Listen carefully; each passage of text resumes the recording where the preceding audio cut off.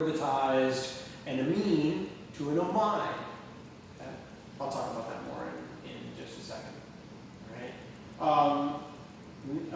One nice artifact that I'll just give you sort of a preview of is that secondary amines do the acetyl chloride test. They make an amide, okay?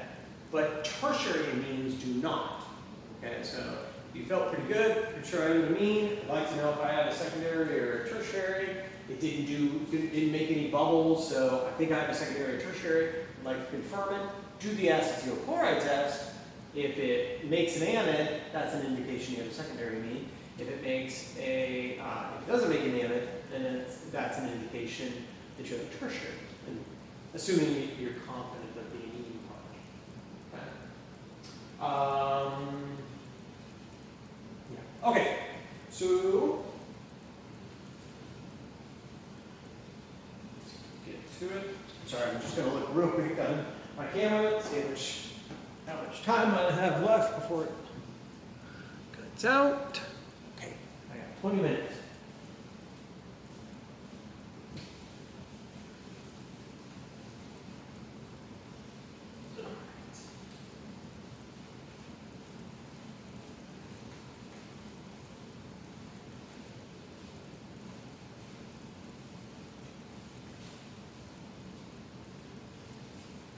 Now,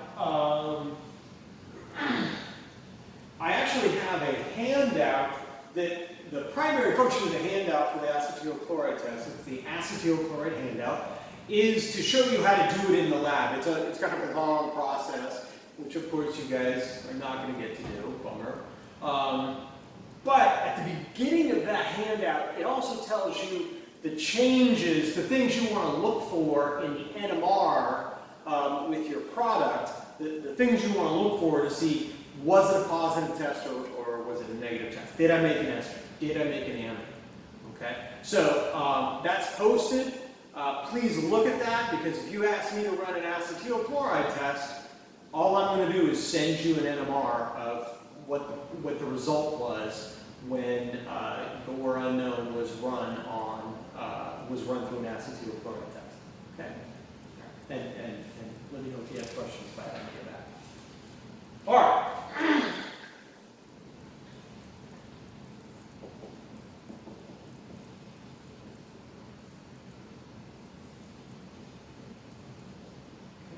Alcohols and amines.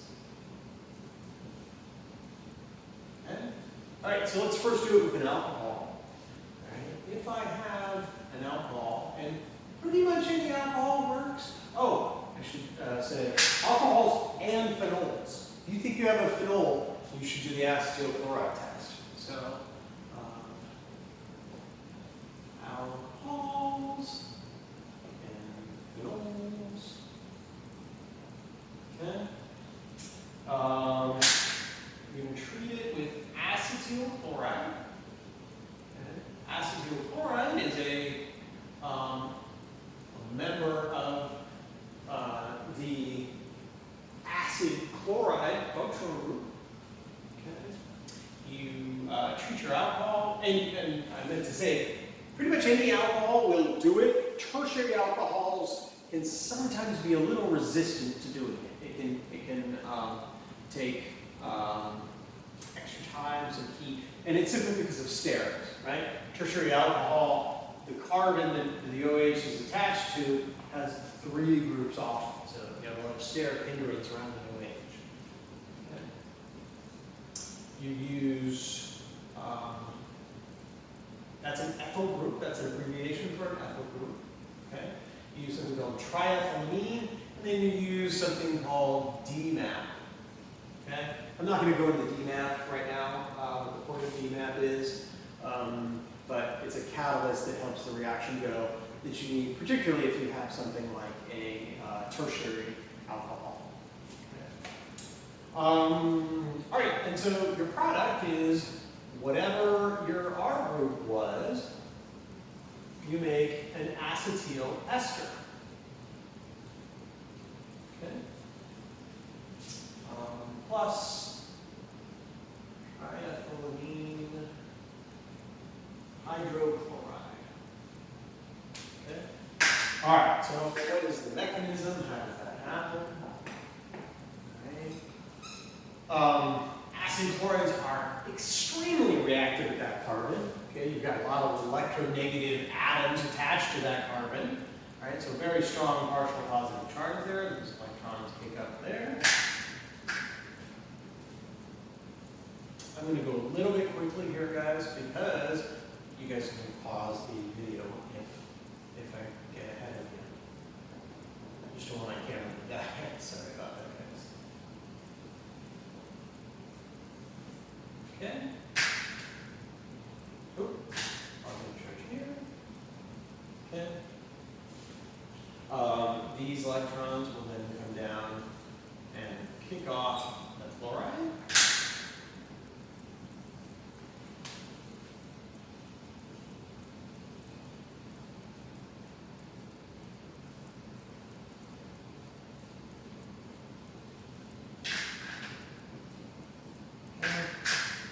And then triethylamine's job is to,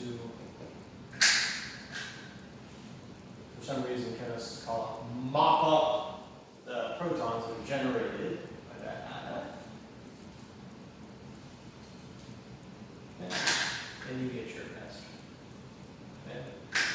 And some of the key things that you're going to be looking for, and again, this is described in the handout, but you get a CH3.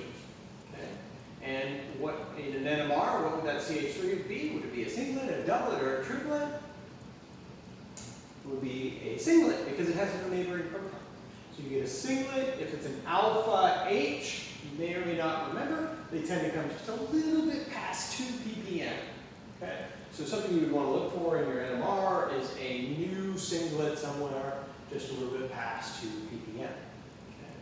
The other thing you're going to get is in your NMR, you're going to get an ester carbonyl carbon.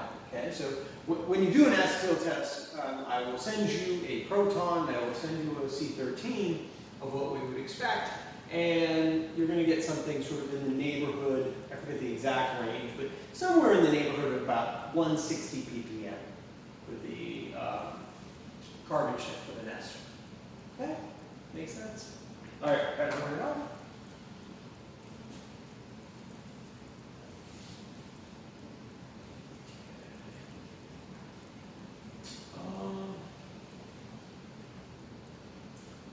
Let's see. Think about what type of amine would I like to show this with, because it also works with amine. So if you think you have an amine, you definitely should do this reaction. Definitely should do this test.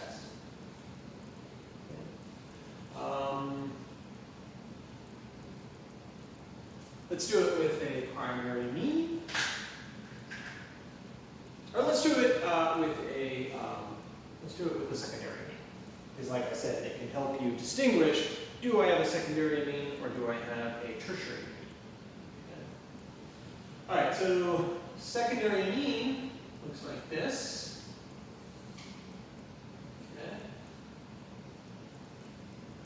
What you're going to get out of that is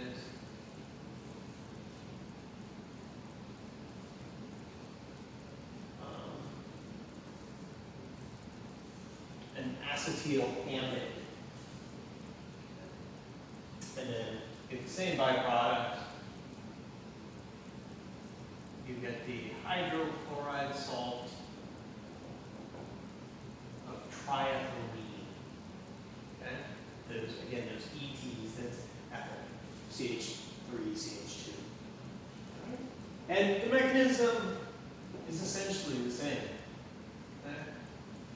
There, comes in here, kicks up those electrons.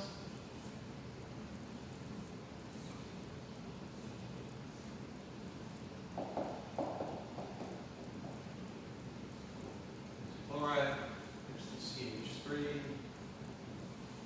One R group on the nitrogen, there's the other R group on the nitrogen. Okay. All right. These electrons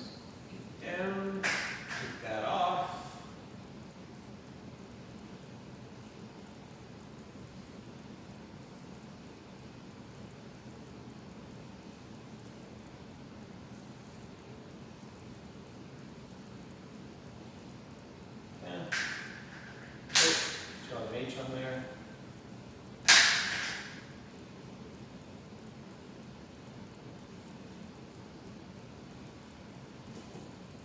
Triethylamine, come inside that proton, put the transfer there, and you get your final product.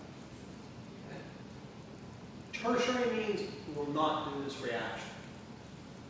Okay. If you think about what type of product, well, let's try to pretend that it did. Okay. That would necessarily mean a nitrogen with 4 bonds. Nitrogen with 4 bonds has a positive charge. It's just isn't a stable enough compound to exist. And so it doesn't undergo the reaction. Okay? And just like with the esters, how am I going to know that I got a positive test? Well, I'll have a new singlet somewhere just to pass 2. And I'll have a new carbonyl carbon for amides, which again is sort of 150 to 170, something like that. That's about the range. It's on the handout. Sorry, I don't have it off the top of my head, a little bit more precise. Okay. Okay. Let me see. How much time? Sorry, that went faster than I thought. Okay, I've got one more thing that I want to tell you guys about, so I'll hurry up and do it. And this is for you folks that believe you have a carboxylic acid. Okay? If you have a carboxylic acid, you need to do a neutralization equivalence test. Okay? What a neutralization equivalence test does is it will actually give you the molecular weight of your carboxylic acid. Okay? Now, how are you going to do that? Well, you're going to do a titration. So you're going to have a burette. Okay? That picture of a burette. You've got a Neutralization. Okay? And you've got your carboxylic acid in there. Okay? This is filled with sodium hydroxide. And in here you have 110, oh boy, I have it written down here. And I'm wondering if I can spell phenanthroline. I do have it written down here. I should have tested myself. All right, I would fail the test. It doesn't look right. Okay, phenanthroline, whatever, it's an indicator.